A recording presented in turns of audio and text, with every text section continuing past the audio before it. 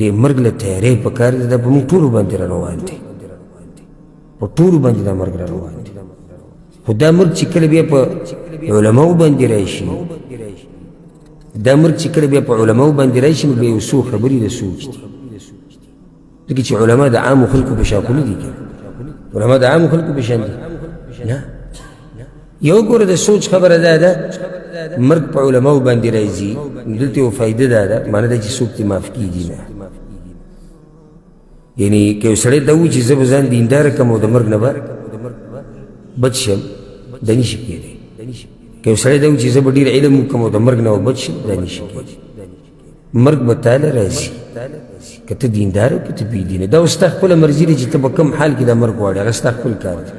د بېدینۍ په حال کې غواړو که دیندارۍ په حال کې آیا ته داسې غواړې چې زه عالم مړ شم که زه جاهل مړ شم دا ستا په خپل لاس کې خو صرف دومره ته ویم چې علماو باندې مرګ راځي نو معنی دا دی چې دا مرګ څوک معاف کوي نه دویمه خبره دا د علماو باندې مرګ راځي یقیني خبره ده چې مرګ راځي او په ټولو راځي په علماو هم راځي خو د دې عام انسان دا مرګ دا دومره تکلیف نه رسوي مسلمانانو ته څومره چې د علماو مرګ هغه مسلمانانو ته تکلیف رسوي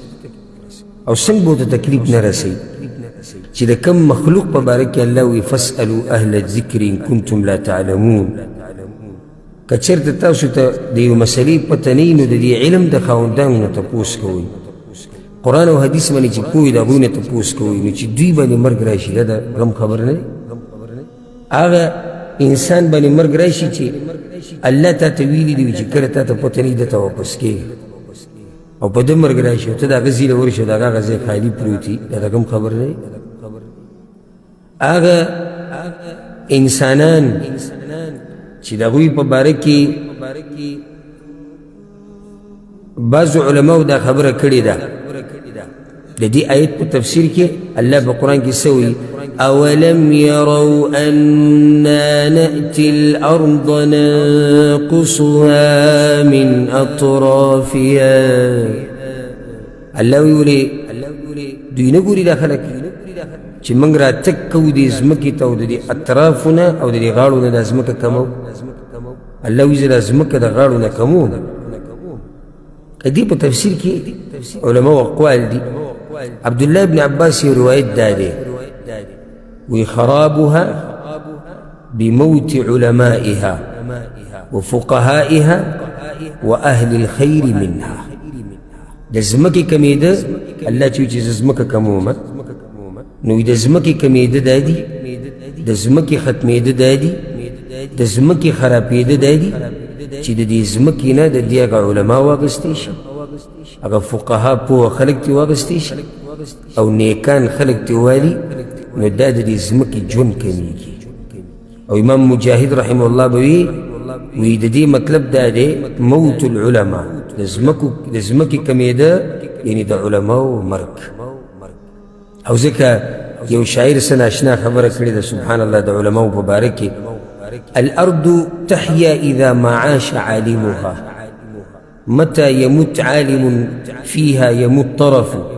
كالأرض تحيا إذا ما الغيث حل بها وإن أبى عاد في أكنافها التلف شاعر وی ځمکه د هغه وخته پورې ژوندی چې څو پورې د دغه ځمکې علما ژوندي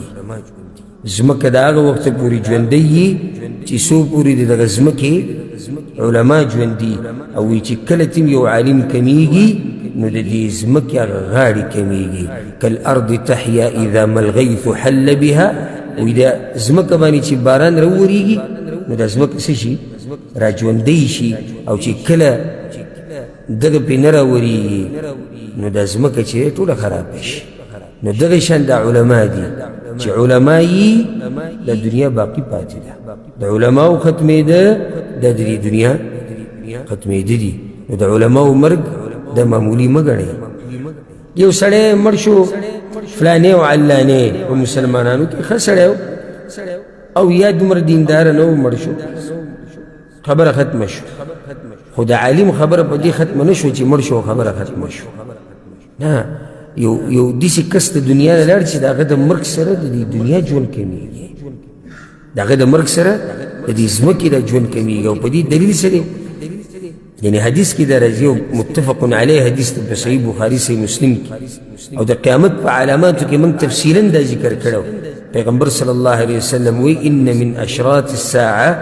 د قیامت په نښو کې یو نښه دا ده چې علم به اوچت کړی شي بل حدیث کې د هغې شرح حدیث شوی د پیغمبر صلی الله علیه وسلم دا په صحیح بخاري صحیح مسلم کې چې ان الله لا يقبض العلم انتزاعا ينتزعه من العباد اوس دې حدیث کې څه چې د قیامت نښه څه ده علم به ختم شي دا علم به څنګه ختمیږي اوس پیغمبر وضاحت وی الله به علم داسې نه ختمیږي چې د خلکو د سینو نه به یې راکاږي یعنې د شپې یو سړی عالم دی او سحر له جاهل دی او سحر عالم دی او د شپې جاهل دی نه داسې نه کېږي علم الله داسې نه راکاږي د خلکو نه ښه نو څنګه به یې راکاږي ولكن يقبض العلم بقبض العلماء الله به دا علم ختموي د علماو په ختمولو سره چې علما ختمیږي علم به ختمیږي علما ختمیږي علم به ختمیږي هلته د قیامت نښه څه ده د علم ختمېده نو چې دا نښې د قیامت راشي نو څه راځي نښې د قیامت چې واقع شي څه کېږي قیامت به راځي نو چې قیامت راشي د دنیا ختمیږي که پاتې کېږي ختمیږي نو علم ختمېده د علماو ختمېده د علماو ختمېده د دې ځمکې کمېده او د ځمکې کمېده د قیامت راتله ټوله مسله دي چې بیا یو بل سره تړلی کېږي د علماو مرګ دا داسې نه دی چې لکه یو عالم چې زموږ د منځه لاړ شي چې دا یو شخصیت لاړ یو صورت لاړ غوښه لاړه هډوکي لاړو وینه لاړه نه نه داسې کس زموږ د منځ نه لاړ چې د هغه په تلو سره قیامت رانږدې کېږي داسې کس زموږ د منځ نه لاړ چې هغه ته ویلی کېږي د پیغمبر صلی الله علیه وسلم وارث د علماو مرګ دا یو لوی مصیبت دی او ځکه مشهوره خبره ده امام حسن بصیر رحمه الله وی زموږ په وخت کې به علماو دا خبره کوله موت العالم ثلمه في الاسلام لا يسدها شيء ما اختلف الليل والنهار د یو عالم مرګ دا په دې دین کې یو کمی پاتې شي بس د دې عالم د مرګ نه دی چې کله مړ شي که نه نو دین کې یو سوری وشي کمی پکې پاتې شي کمی څنګه پاتې شي یعنې هغه بیانونکی یو کم شي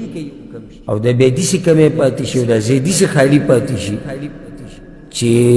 د شپې او د ورځو ختمېدو پورې بیا داسې څوک نه چې راشي او دا ډک کړي ځکه چې ټول علما یو شان نه دي د هر عالم خپل علم دی خپله تقوا یې ده خپله پوهه ده دوی د یو بل ځای هم اکثر نشي لیدی د یو بل ځای اکثر نشي لیدی او دا واضح خبره د ډېر علما مړه شوي دي د امت مشران چې د هغوی کشران هغه ځای بیا نه دی راټینګ کړی او کله داسې شوي دي چې هغه کشر د مشر نه تکړه شوی دی خو د هر عالم خپل ځای دی نو د عالم تله دا په دې اسلام کې یو سوری پاتې شو یو ځای کنډم پاتې شو خالی پاتې شو چې دا ځای به یې څوک نشي ډکولی